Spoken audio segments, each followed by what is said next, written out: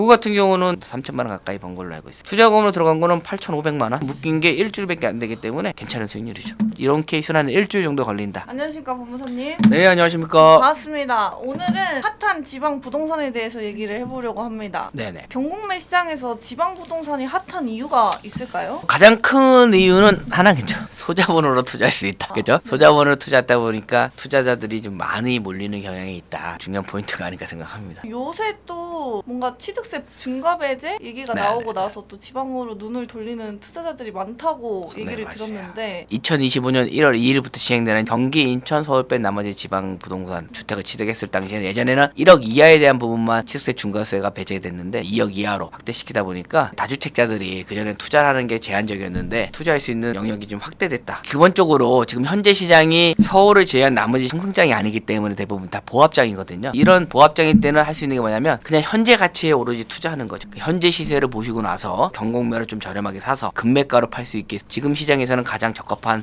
투자 아닌가 생각합니다. 지방 부동산 취득세 중과 배제로 인해서 투자자들이 많이 몰릴 거라고 생각이 들거든요. 저렴하게 낙찰받기 힘들 것 같다 이런 생각이 드는데 시행령이라든지 세금에 대한 부분이 바뀌게 되면 다주택자 같은 경우는 투자할 수 있는 영역이 커지다 보니까 좋아지는 반면에 소액이거나 아직 공부가 덜 된 사람한테는 좀 많이 불리해지겠죠. 그죠? 다주택자들은 못 들어왔지만 지금 들어오다 보면 좀 더 공격적으로 베팅해야 되고 기존보다는 조금 더 경쟁률이 좀 세지고 입찰가도 올라가겠지만 그런데 그 와중에서 이제 공부하면서 나만의 투자할 수 있는 물건을 찾아내는 게 또 공부하는 또 재미이지 않을까 생각합니다. 사실은 제가 지분 경매하는 이유가 딱 하나인 것 같아요. 평균적으로 경쟁률도 높지도 않고 제가 원하는 수익률이 연 30%거든요. 시행령이 바뀌었다고 해서 변동사항도 있는 것도 아니고 7월달에 시행되는 스트레스 3단계 때문에 대출이 축소되면 대출이 안 나오기 때문에 지분 부동산 투자하면 저한테는 변동이 없기 때문에 평생 동안 그냥 꾸준하게 30% 수익을 낼 수 있는 무기이지 않을까. 시장의 흐름이라든지 제3자의 개입으로 인해서 흔들릴 수 있는 것들이 아예 배제되기 때문에 지분 부동산을 좀 좋아합니다. 지분 부동산은 n분의 1이 나오는 거잖아요. 그러면 만약에 공시지가가 4억인 물건을 2분의 1 지분이 나왔어요. 그럼 공시가 2억 이하라고 볼 수 있는 건가요? 취득세 중과가 안 되는 건가요? 아니에요. 저희가 수업하게 되면 많이 질문하는데 세금적인 부분 지분도 주택수에 포함합니까? 라고 가장 많이 물어봐요. 지분의 0.1%만 주택을 갖고 있으면 당연히 주택수에 포함돼요. 그리고 두 번째로 물어보는 게 아까처럼 가세 표준을 어떻게 잡아야 됩니까? 4억인데 2억을 받았으니까 2억이 아닙니까? 이렇게 하는데 안타깝게도 공시지가 전체를 보고 취득세 같은 경우도 10분의 1을 1억을 샀다고 치면 1억이니까 취득세를 1.1% 나오겠지 이렇게 생각하시는 분이 있는데 절대 아니에요. 10억짜리 물건이기 때문에 취득세 가세 표준액은 1억이 맞으나 세율은 9억 이상이기 때문에 3.3%가 곱해져요. 그래서 1억에 3.3%니까 330만 원이 나오죠. 그렇게 생각하시면 돼요. 지분 경매가 특수 물건이다 보니까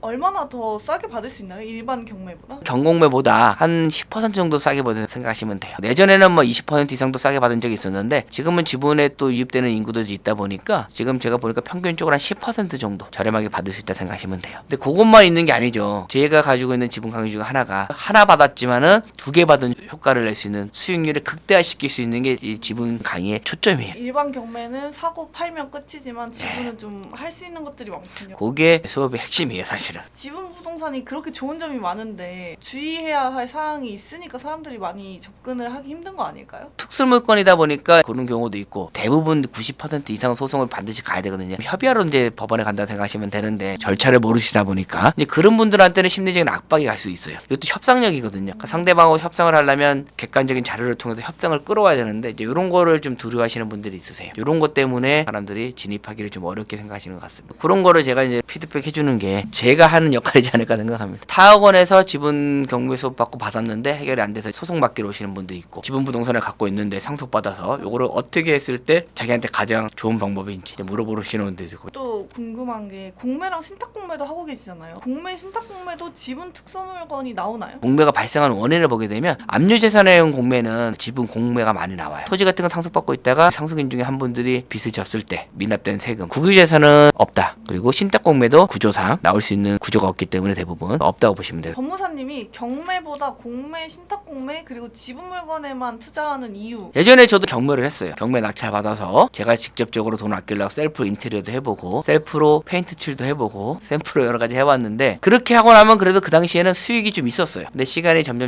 지나고서 유튜브라든지 매체들이 발달하면서 그러다 보니까 당연히 경쟁률도 높아지고 경쟁률이 높아지니까 수익률도 낮아지고 그래서 고민하다가 방법을 바꿔본 게 이제 공매로 바꿔봤는데 또 공매도 하다 보니까 경매를 하시던 분들이 따라오다 보니까 다시 또 바뀐 게 이제 신탁공매 특수물건을 공부해서 유치권도 해보고 법정지상권도 해봤는데 꾸준하게 제3자가 개입하게 되면 제가 원하는 대로 끌어갈 수가 없어요. 그리고 내가 항상 흔들려요. 상황에 따라서 운에 따라서 수익률이 들쭉날쭉하게 보니까 제3자한테 영향을 받지 않고 꾸준하게 내가 원하는 연 30% 낼 수 있는 게 뭔가 고민하다가 찾은 게 이제 지분 경매입니다. 지분 경매를 해보니 남들한테 정부 정책에 따라서 흔들림도 없고 내가 갖고 있는 능력만 발휘하면 꾸준하게 1년에 30% 수익은 나오는구나 생각해서 꾸준히 하고 있습니다. 초단기로 수익화되는 사례들이 있다고 해서 그 수익화 사례를 한번. 작년 11월 달에 감정평가가 565만 2천 원 저희 이제 수강생께서 입찰을 하셨는데 상당히 높게 입찰을 하셨어요. 452만 원을 쓰셨어요. 이게 신의 한 수가 됐어요. 차순위가 451만 원으로 만원 차이로 차순위가 들어오는 바람에 신의 한 수가 됐어요. 나중에 알고 봤더니 이게 차순위가 사실은 임차인으로 있는 분이라서 자기가 받으려고 들어왔는데 이 정도면 당연히 아무도 안 들어올 줄 알았는데 저희 수강생께서 452만 원으로 들어가면서 낙찰을 받아왔죠. 당일날 낙찰 받고 뒤돌아서서 나오는데 임차인께서 얘기를 하셔가지고 아 이거 제가 받으려 했는데 왜 받았냐고 얘기를 통해서 그날 바로 일정 부분의 합의금을 받고 잔금을 미납하고 차순위 신고를 해놓기 때문에 소유권을 임차인한테 넘겨주게 된 케이스입니다. 한 개만 더 봐도 될까요? 두 번째 물건은 대구에 있는 아파트입니다. 대구에 있는 아파트인데 요거 같은 경우는 지방 아파트다 보니까 소액으로 투자할 수 있어서 일반 경매나 공매에서 경쟁률이 세요. 그리고 입찰가율도 높아요. 경쟁 상대가 3명. 딱 자기 포함해서 3명이기 때문에 2명만 물리치면 되는 경쟁률도 상당히 낮죠. 입찰 가격도 77%.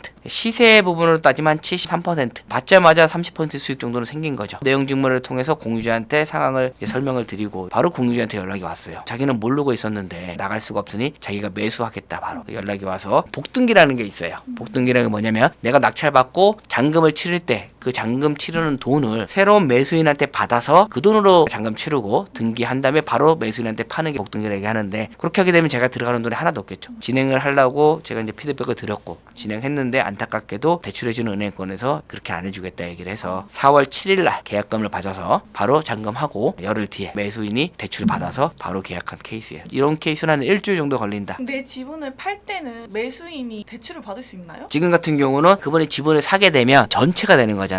전체가 되기 때문에 은행에서 대출이 나와요. 이거 같은 경우는 3천만 원 가까이 번 걸로 알고 있어요. 투자금으로 들어간 거는 8,500만 원. 묶인 게 일주일밖에 안 되기 때문에 괜찮은 수익률이죠. 지방부동산 지분 경매가 쏠쏠할 것 같긴 하네요. 지금 열심히 경공매 하시는 분들 많은데 부대 비용으로 직접 안 가더라도 바토너라는 대리차라더라도 몇십만 원 나가는 게 3-4번 계속 떨어지면 의욕도 안 생기고 그 돈도 아깝거든요 사실은. 그래서 저 같은 경우는 지분부동산에 입찰을 갈 때는 제가 하나의 원칙은 드려요. 반드시 갈 때 낙찰받을 수 있는 금액을 산출하고 가셔라. 아깝잖아요 떨어지면. 부대 비용이라든지 이런 게 아깝기 때문에 최대한 낙찰받을 수 있는 금액으로 가시라고 좀 얘기를 드리는 편입니다. 법무사님이 진행하시는 올인원 낙찰 수익 보장반이 있는데 네. 소개해 주시면 좋을 것 같아요. 경공매 한 가지만 배워서는 수익률을 내거나 심지어 낙찰받기도 힘든 상황인 것 같아요. 지금 경공매 시장이. 제가 이제 고민을 해보다가 경공매뿐만 아니라 특수물건인 지분물건까지 하고 신탁공매까지 곁들인다면 당연히 다른 사람보다 경쟁률도 있고 수익률도 당연히 자연스럽게 높아지기 때문에 올인원 반을 통해서 경공매부터 신탁공매 그리고 지분물건까지 전부 다 피드백 해드리고 그리고 심지어 1대1 입찰까지 들어갈 수 있게끔 커리큘럼을 좀 만들어서 진행을 하려고 합니다. 일기를 해보니까 숙제를 내주는 건 좋은데 제 눈에 안 보이니까 이게 정말로 물건을 찾는지 안 찾는지 모르는 거예요. 물건을 받는 사람은 보니까 매일 질문 오거든요. 질문 오시는 분들은 지금 한 2명은 벌써 낙찰 받았고 1명은 계속 입찰 들어가서 떨어졌다는 소식을 들으면 계속 입찰을 해. 근데 나머지 2분은 아직 이제 자금이 없어서 공부만 한 상태고 근데 나머지 2분은 하고 있는지 안 하는지 잘 모르겠어요. 연락이 잘 안 오니까 안 되겠다. 그냥 앉혀놓고 들어갈 수 있는 물건을 찾아서 바로 입찰할 수 있게끔 그냥 강제적으로 끌고 와야 되겠다는 생각을 좀 가졌습니다. 낙찰뿐만 아니라 수익이 날 때까지 그쵸. 수익이 나야죠. 낙찰이 중요한 거 아니지만 낙찰 받았고 그 이외의 과정들이 필요하잖아요. 명도에 대한 부분도 필요하고 그런 부분을 제 경험을 살려서 끝까지 아웃풋 할 때까지 옆에서 1대1로 계속 피드백할 생각입니다. 법무사님이시다 보니까 본업이 너무 든든할 것 같습니다. 열심히 하려고 합니다. 오늘도 고생 많으셨습니다, 네, 법무사님. 고생하셨습니다.